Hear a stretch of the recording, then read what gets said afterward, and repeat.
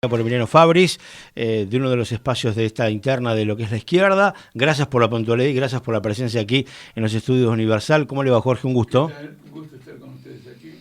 Veo que toman los mates separados. Sí, tenemos tantos mates como gente acá. Ya los coleccionamos, pero bueno, es lo que nos toca. ¿Mate? ¿Sí? ¿Le hacen mate? Ah, sí, me sirven mates. Y tenemos que buscar por ahí, ¿no? ¿Tenemos algún mate? Sí, ahí busco. Estoy desequilibrado porque yo me desayuno con mate. Uh-huh. Y en donde estoy alojado no había mate. Claro, está complicado. No, muy complicado. Uh-huh. Sí, sí, sí.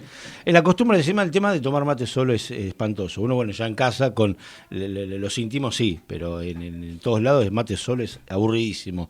Bueno, estaba Dalma, que ahí fue a conseguir un mate. Está el turco aquí que nos ha acompañado, que viene a aportar a la mesa, y con los invitados, Jorge y Emiliano también, Emiliano Fabris, otro de los candidatos en la lista de diputados nacionales. Bueno, Jorge, que hay una mirada cuando se habla de las internas, y los espacios tienen internas, que no todos, porque son las PASO, pero no todos los espacios tienen diferentes vertientes dentro del mismo partido y demás. Si es una sensación o es un símbolo de debilidad o de democracia. O sea, ¿cuál es la mirada? Uno dicen, no, la idea no es ser internas, no mostrarnos divididos, sino mostrarnos todos juntos. Ahora, ¿para qué tenemos las PASO si no se puede discutir en una democracia interna? ¿Cuál es la línea de pensamiento de la mirada sobre esta definición? Bueno, lo siguiente, mire, nosotros como espacio político estamos enfrentados a una gran confusión, porque en realidad no estamos en ninguna interna y usted nos presentó como que estamos en una. Uh-huh. Es decir, el tiempo de las PASO no nos permite clarificar, digamos, con tiempo, Uh-huh, esta situación. Nosotros hicimos una propuesta para que hubiera una interna de toda la izquierda. sí. El objetivo, y voy contestando su pregunta, era lo siguiente: tenemos divergencias políticas importantes. Uh-huh. Probablemente otros grupos la minimizan, pero superficialmente, como diciendo, es mentira, pero tenemos diferencias políticas.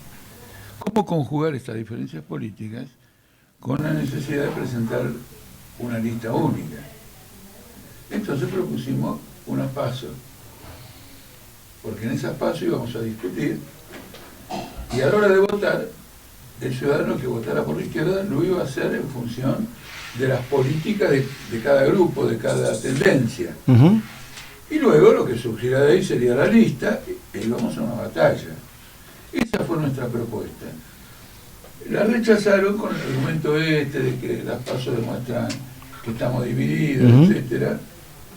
Con lo cual me pareció también que se minimizaba el interés de los ciudadanos de ver, ¿qué están discutiendo? Se habla tanto de que la izquierda discute, ¿qué discuten? ¿Cuáles son los argumentos? Capaz que levantábamos rating político, que está por el suelo.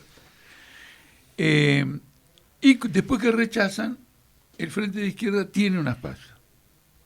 Pero y ahí viene el tema, mientras que nosotros queremos unas PASO, las PASO de ellos están mal. Por eso no hay un modelo PASO. claro. ¿Por qué están mal? Porque nosotros discutamos de política. Se vota y queda ordenado según cómo el ciudadano entendió la posición política de cada uno. No, ellos se pusieron de acuerdo en la orientación política y van a las PASO por una diferencia de cargos. Ese es un mal espectáculo.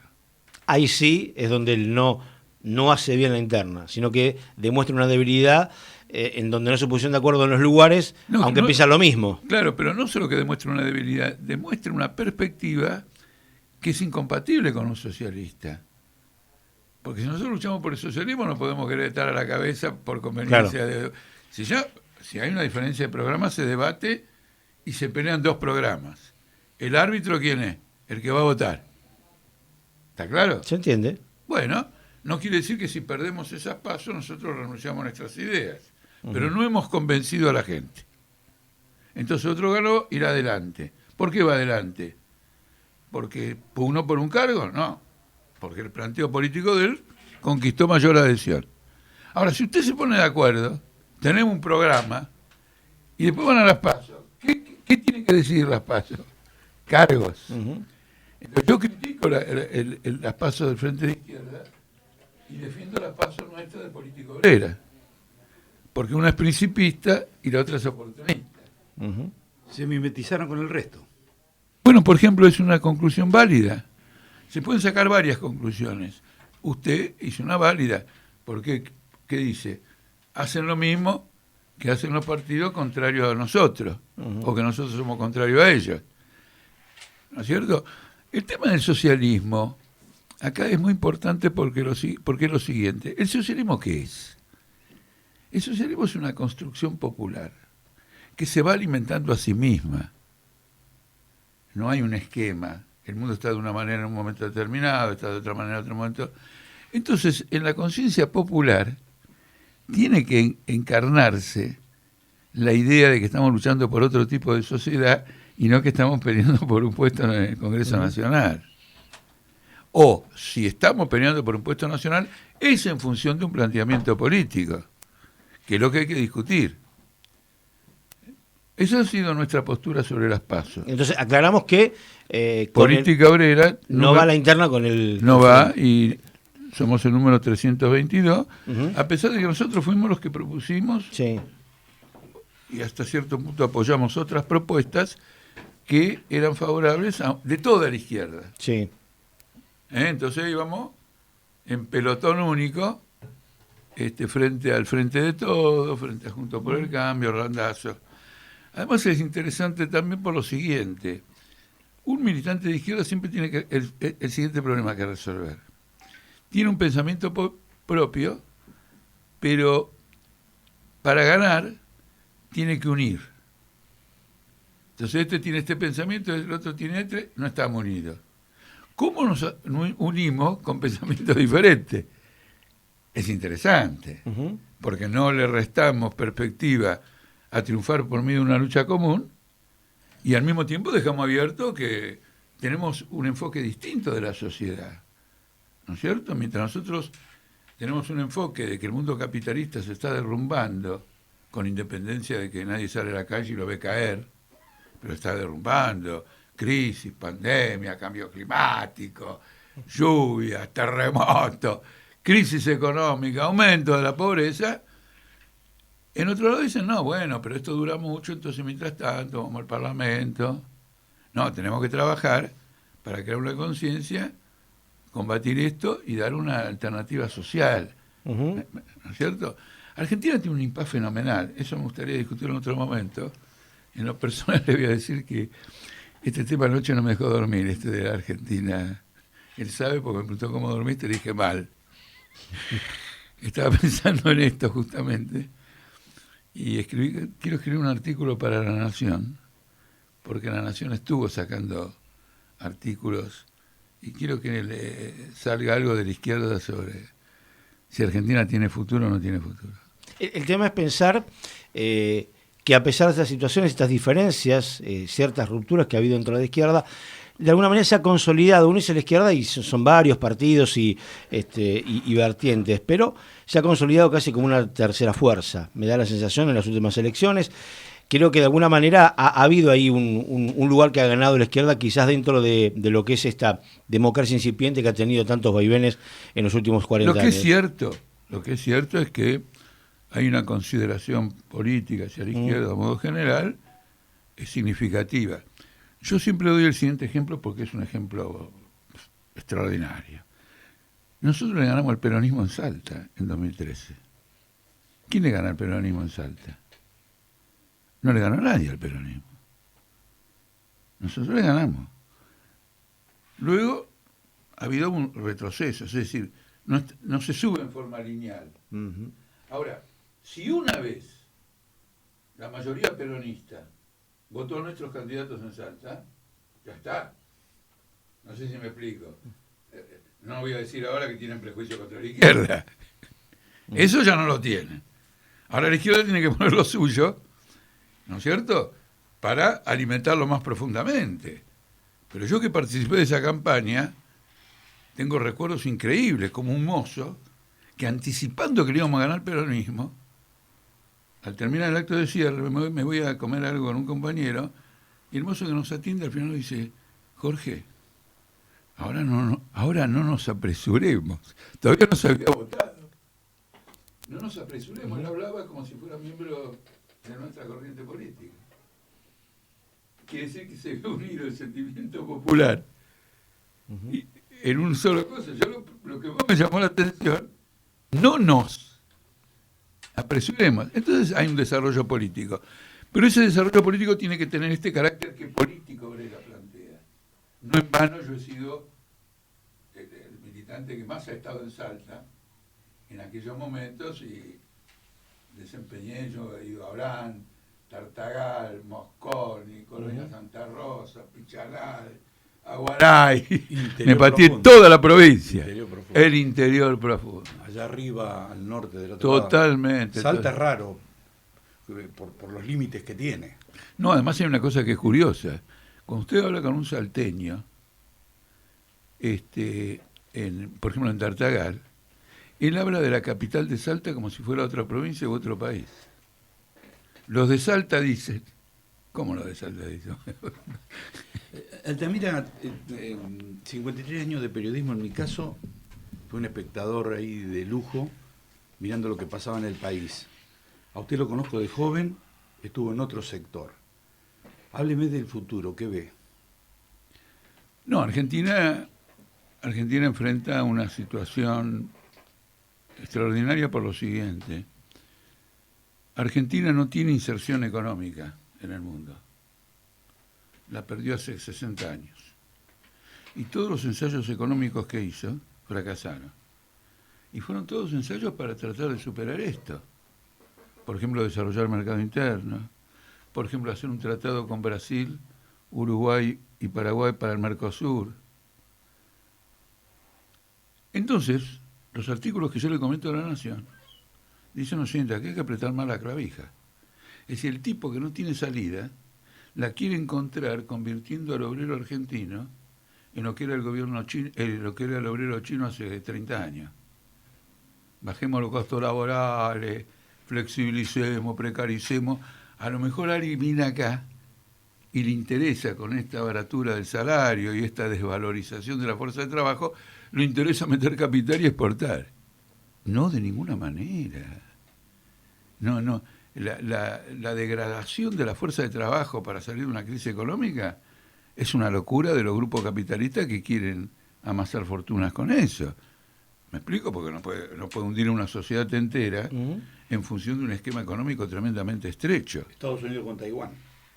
Por ejemplo, en aquel momento nosotros comprábamos, me acuerdo, cualquier porquería menor y decía Made in China. Y después Nike se fue a China.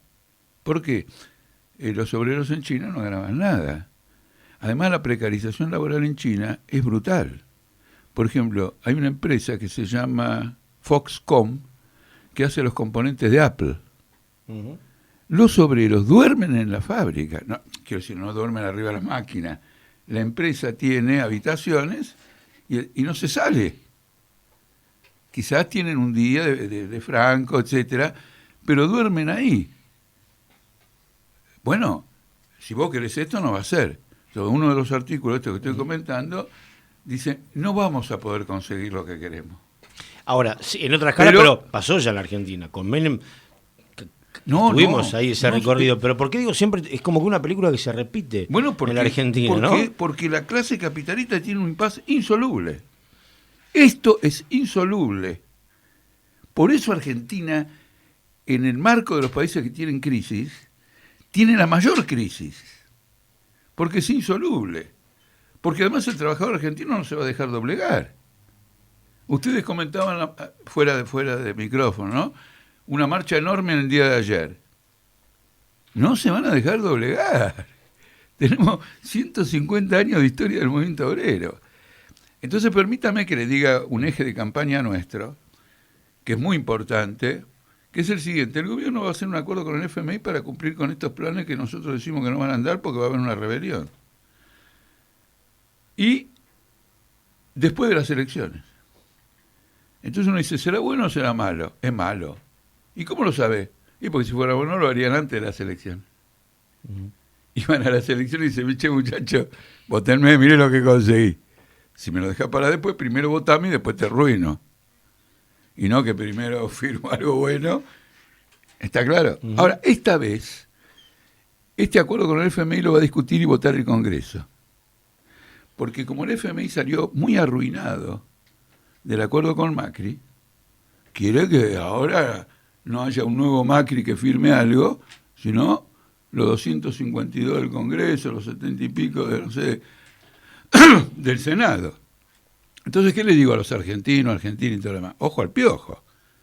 Porque vos vas a votar a los tipos que democráticamente, más democráticamente que Luca, porque Luca se discutió, te van a arruinar la vida. ¿Para qué?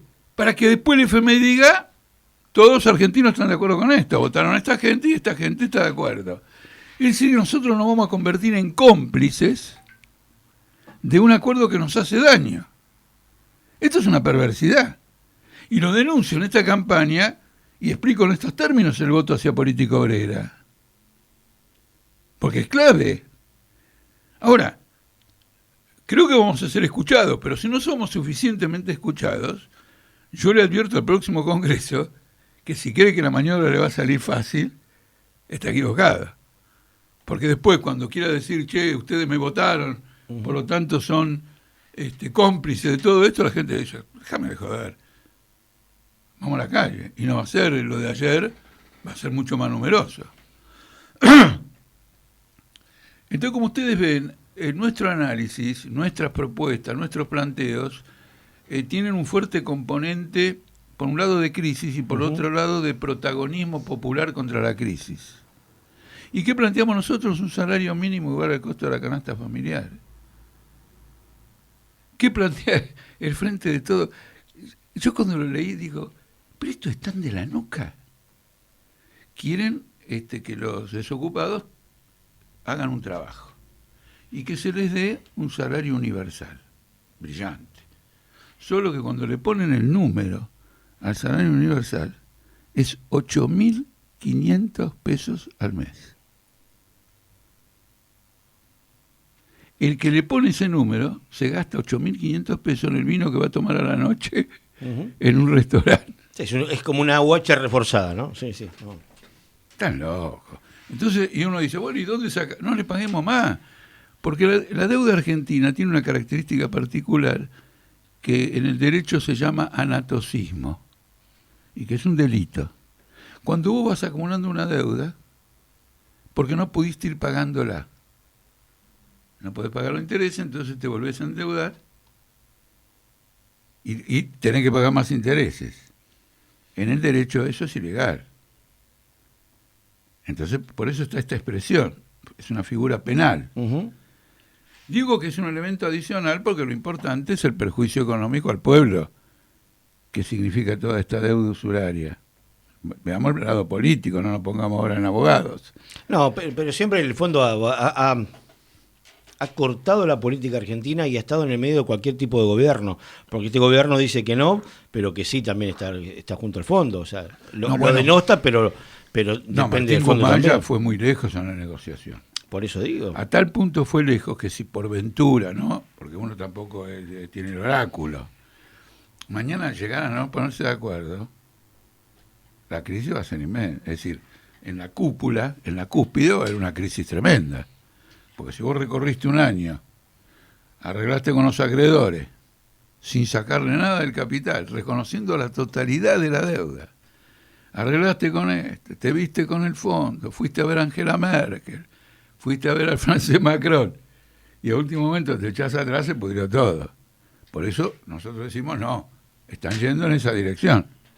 Está claro, ¿no? Si uno va caminando hacia Plaza de Mayo, quiere decir que va a Plaza de Mayo. Hay diferencias, más allá de lo que uno ve en la portada, en la etiqueta, ¿hay diferencias entre lo que fue Macri y este gobierno del Frente de Todos? ¿O cuáles son las principales diferencias? Las principales diferencias es, digamos, qué pasaba antes y qué pasaba ahora. ¿No es cierto? Porque una cosa que distingue a estos gobiernos es lo siguiente. Un gobierno endeuda y el otro paga. Ahora, ¿esto no es repetitivo? Claro que es repetitivo. Pero o sea, la plata va para la política y no va para la gente. No, la política, al margen de no, que... para los que gobiernan me refiero. No, yo quiero coincido, pero Eso es un porcentaje mínimo el que va al gobierno, la política y todo lo demás. Lo demás se lo llevan los banqueros, los acreedores internacionales. No sé si me explico. Ujú. El negociador en el medio recibe alguna cometa. Por supuesto, no lo niego, pero no desvaloricemos que se trata, digamos, de todo esto. Entonces, ¿qué ocurre? Dice, no somos iguales. No somos iguales, no. Él se endeudó y vos pagás. Si esa es la diferencia, ¿cuál es la diferencia? ¿En qué consiste la diferencia? Entiendo. Menem no se endeudó. ¿Cierto? Ujú. Néstor Kirchner y Cristina Kirchner pagaron. Macri no se endeudó. Alberto Fernández y Cristina Kirchner pagan. Ahora, en lugar de decir que pagan una deuda usuraria, dicen nos estamos desendeudando. ¿Hay otro camino, digo, que no sea ese? Hay que desconocer la deuda. A ver, Pero no se queda el país, digo, lo que se habla. No, Sin yo financiamiento externo, nos aislamos del mundo, ¿qué pasa con eso? no, ahora estamos mirando del mundo. No entra un mango. Nadie le da un crédito a Argentina ahora. A ver, ¿alguno de ustedes le daría un préstamo personal a un tipo que está endeudado? Y ¿Ustedes no. no se lo van a dar, pero no porque son mezquinos o amarretes ustedes, sino que si el tipo está muy endeudado, ¿cuándo diablo te va a devolver el préstamo a vos? Entonces ahora estamos aislados. De otro modo abrimos. Yo les digo algo más que en el curso de este programa no lo voy a poder desarrollar. Los grandes centros capitalistas comprenden esto. Ellos se dan cuenta de que con esta situación a nivel mundial va a haber un parate brutal de la economía, porque las empresas están endeudadas, los estados están endeudados, entonces ¿dónde va a salir la plata para seguir invirtiendo? Hay un debate, digamos, en este sentido. Por ejemplo, Argentina tiene una deuda que es el 100% del PBI, el mismo número. Ujú. 400.000 millones de producto anual, 400.000 millones de deuda. El mundo, pública del Estado, el mundo también tiene deuda pública 4 veces el PBI mundial. El resto del mundo está peor que nosotros. Solo que nosotros, después de todo esto, hemos llevado a la población a un nivel de pobreza del 50%. Ahí está el tema también. Entonces, ¿cómo enfrentamos esta pobreza? Tenemos que pagar un salario mínimo. El trabajador debe ganar como mínimo un salario que le cubra la canasta familiar y lo mismo el jubilado. Y esos recursos tienen que salir de los acreedores internacionales.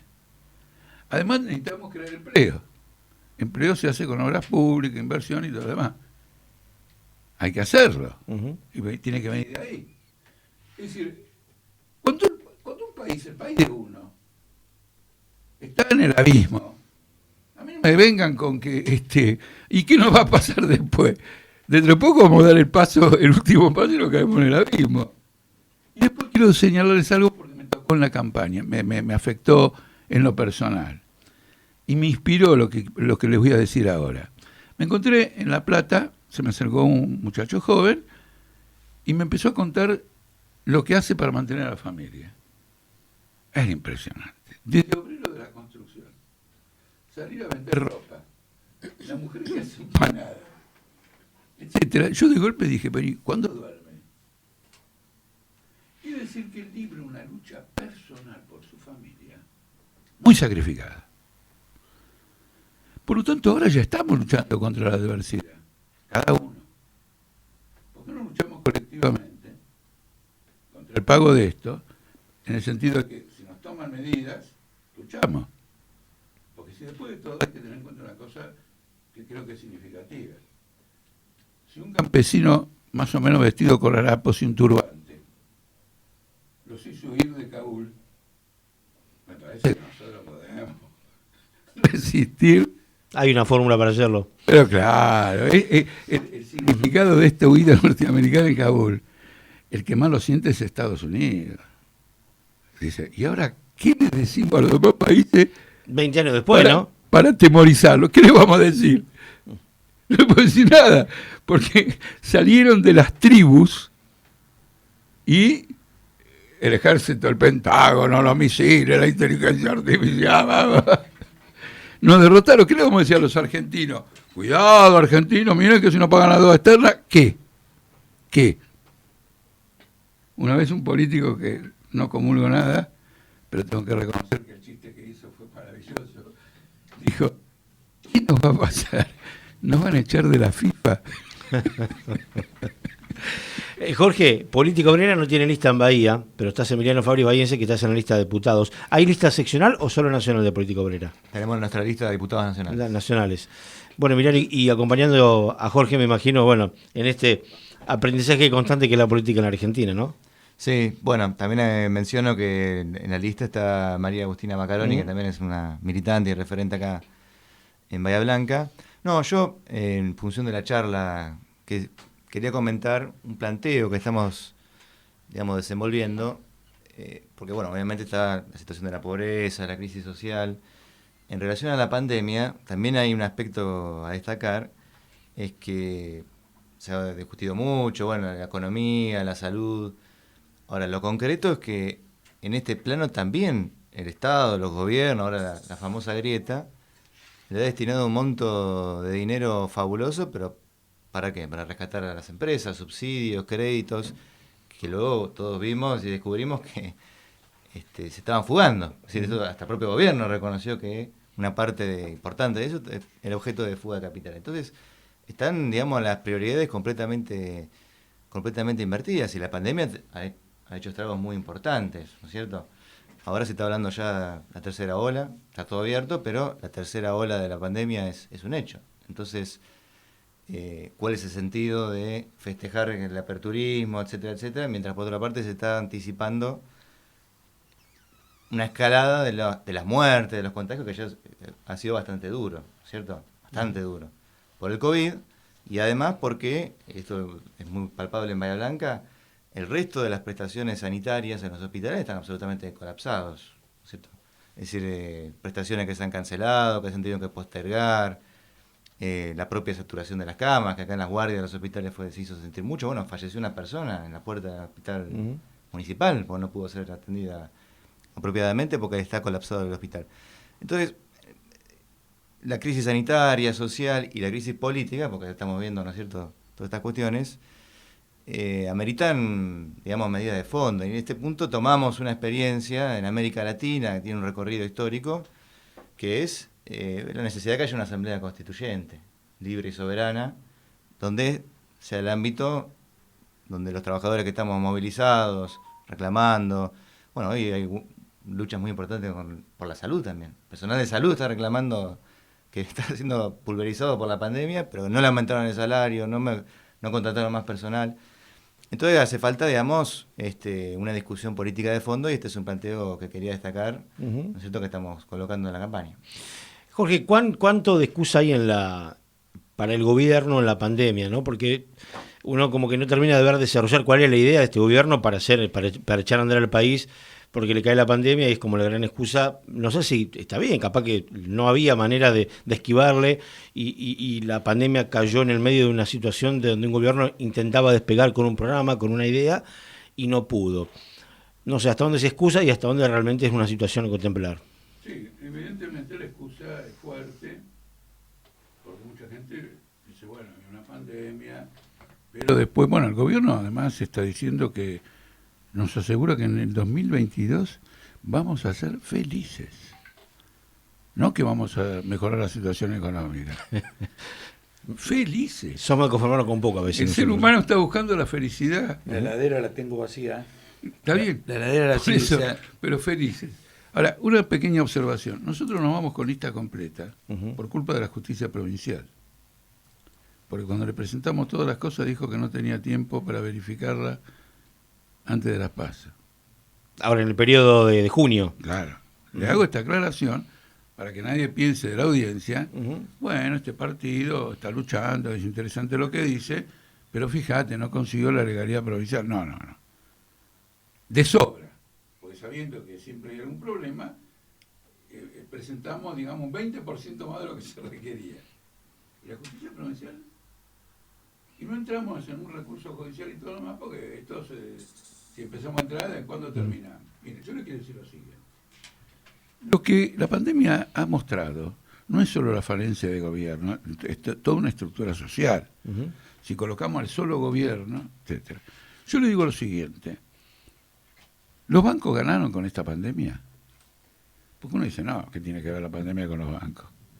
Todo lo que el gobierno dio de pago de salarios a las empresas, etcétera, no solo produjo lo que dijo Emiliano, que después se sancionó a empresas porque habían utilizado la plata para sacar dólares del país, sino que eso fue financiado por los bancos,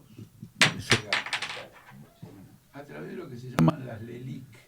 Sí, que yo no entiendo mucho, la LELIC, No, la LEBAC, por eso no, simplemente el Banco Central le saca plata a los bancos y le da un título llamado LELIC que rinde el 40%.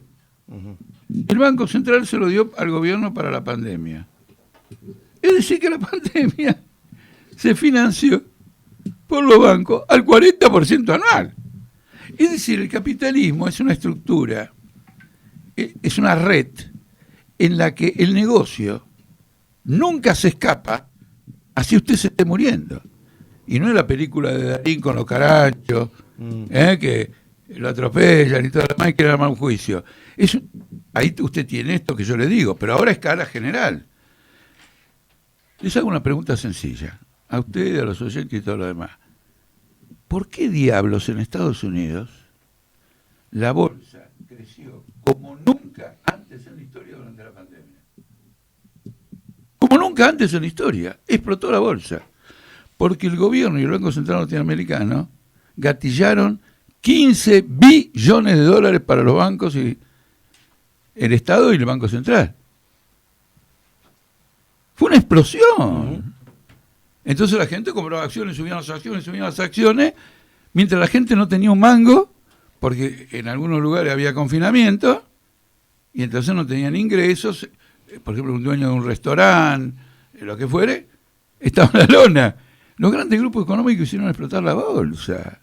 Yo quiero que tengan, el que nos oye y todo lo demás, que incorpore esta reflexión de un sistema que como su ley, su objetivo es el beneficio privado, puede llegar a descuidar la salud hasta la amenaza de la vida, como descuida el medio ambiente. Esa es una reflexión que hay que hacer, porque entonces no entendimos qué fue lo que nos enseñó la pandemia. Estamos como destinados a seguir cometiendo los mismos errores, pero ese tema, y es un tema por ahí para desarrollar en otro momento, pero el tema del medio ambiente es fundamental. Y no sé si está en la plataforma de todos, si todos hablan del medio ambiente y de la sustentabilidad, porque no tenemos futuro, si en eso estamos al horno, no se discute más nada, el mundo se viene abajo, a pique.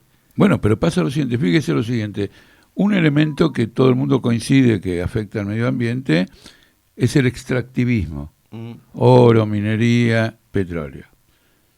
En Chubut ha habido un levantamiento popular contra el intento de que se instalen las mineras. San Juan. Bien. Pero el gobierno tiene que hacer eso, tiene que destruir el ambiente. ¿Por qué? ¿Y dónde viene la plata para pagar la deuda externa? La deuda externa es absorbente, está presente en todo. Vamos a tomar un ejemplo concreto. ¿Por qué tenemos inflación? Nosotros tenemos inflación porque los precios argentinos son más bajos que los precios internacionales. Entonces van a subir hasta que lleguen a los precios internacionales. ¿Y por qué tienen que tener igual que los precios internacionales? Porque la empresa necesita vender a ese precio para obtener la ganancia con la cual pagar ella su deuda externa. La deuda externa de las empresas en Argentina es de 100.000 millones de dólares. Entonces, la deuda externa regla la economía, todos los aspectos de la economía. Después, muchas empresas argentinas, el 40% del capital argentino, es dueño de la deuda externa. Le estamos pagando, digamos, a burgueses nacionales el 40% de la deuda externa. Es decir, que nos están comiendo desde adentro del país. No solo el capitalista internacional, el fondo de inversión, un banco. Estos tienen el 60%. Pero acá, los bancos argentinos, y el otro tienen el 40%. Entonces dicen, no, tenemos que cumplir los contratos, somos un país soberano, democrático. Ah, no, porque vos estás metido en el negocio. Sí, es un cáncer, es un sistema extorsivo. Claro, pero la consecuencia es que los chicos viven desnutridos y empobrecidos. Este es el eje nuestro.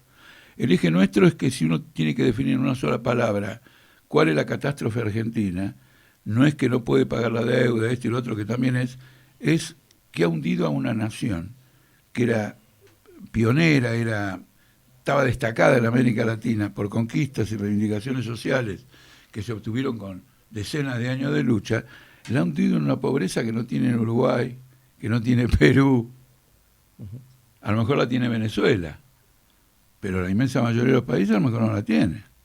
Y antes no, todo el mundo decía Argentina. Me acuerdo que una vez vino este conjunto del Chapo Guzmán, todos. ¿Cómo se llama la chica? No me acuerdo. Bueno, No había una con rulitos así. Entonces le hicieron una entrevista en la televisión argentina y temblaba de emoción de estar en Buenos Aires. Como a un argentino quizá le pueda pasar si va a París. Claro. ¿Está claro? Sí. Bueno, quiere decir que había una consideración por Argentina. Ahora tenemos una pobreza inmensa en el barrio Bordeaux. Villa Bordeaux. Villa Bordeaux, yo estuve ayer en una asamblea con vecinos. Están haciendo comida, recogen cosas para... Han aumentado de manera tremenda los comedores, los merenderos, hay muchos asentamientos, es complicado. Bueno, Jorge, le agradecemos la presencia, sé que tiene una agenda complicada, o sea, apretada en varios medios más. Yo le agradezco mucho, ha sido muy generoso con el espacio que nos han dado, además del mate que me he tomado. Sí, por ahí se enfría rápido, pero la intención estuvo. Si se enfría rápido, les aconsejo que cambien el termo. Sí, es lo que tenemos que hacer. Sí. Son muy caros. Los termos que mantienen la temperatura son carísimos. Hay un termo de una marca bastante conocida, cuando averigué el precio, porque dicen que mantiene 24 horas, tiene un nombre inglés, pero están en 15.000 pesos. Acá tiene un consumista. 15.000, 12.000 pesos un termo, una cosa de loco. No, yo les digo una cosa, el mate no solo es una bebida nuestra, en el caso personal mío, me arregla todos los problemas, espirituales y materiales. Le quiero agregar algo, porque Fabri sabe, porque venimos del mismo origen, los sirios son los mayores consumidores de la yerba mate. Sí, eso me enteré también, hace mucho. Sí. Hace mucho. Sí, claro. Siria es el mayor importador de yerba mate es Siria. Sí, lo sé muy bien. Gracias, Jorge, gracias, Emiliano. Muchísimas gracias a ustedes, buenos días. Jorge Altamira, precandidato a diputado nacional por Política Obrera, pasó por los estudios de Radio Universal de Primero Bahía. 8-11 minutos.